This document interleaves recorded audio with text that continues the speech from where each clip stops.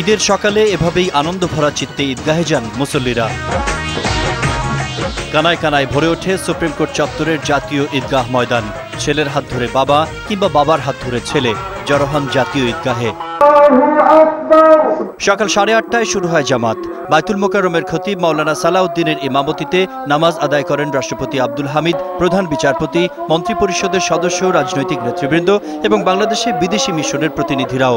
নামাজ শেষে দেশ, জাতি ও মুসলিম উম্মার শান্তি ও সমৃদ্ধি কামনা করা হয় মোনাজাতে।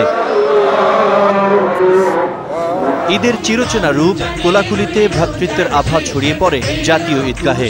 শ্রেণী বিভেদহীন সার্বজনীন শিক্ষায় উদ্দীপ্ত হন সব বয়সের, সব পেশার মানুষ। সব সংকট পেছনে ফেলে এগিয়ে যাওয়ার প্রত্যয় জানান মুসল্লিরা।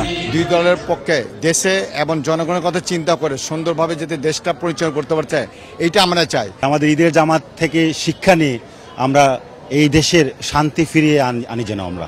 গাজায় ইসরায়েলি বর্বরতার নিন্দাও জানান কেউ কেউ। ফিলিস্তিনিতে যে অরাজকতা চলছে সেখানে যেন আল্লাহর রহমত দান করেন, তারা যেন ভালোভাবে থাকে আর কি। বৃষ্টির কারণে সামিয়ানার বাইরের মুসল্লিদের নামাজ আদায়ে কিছুটা বিঘ্ন ঘটলেও ঈদ জামাত ব্যবস্থাপনায় সন্তোষ জানান তারা।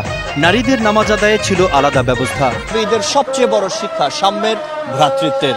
বছরের এই দিনটিতেই ধনী গরিব, উঁচু নিচুর বিভেদ ভুলে সৃষ্টিকর্তার সান্নিধ্য লাভের আশায় সাম্যের সবচেয়ে বড় উদাহরণটি তৈরি করে মুসলিম বিশ্ব।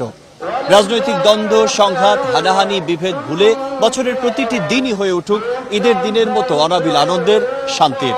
এদিকে প্রধান জামায়াতের নিরাপত্তা নিশ্চিত করতে জাতীয় ঈদগাহের চারপাশে ছিল আইন শৃঙ্খলা রক্ষাকারী বাহিনীর কড়া নজরদারি।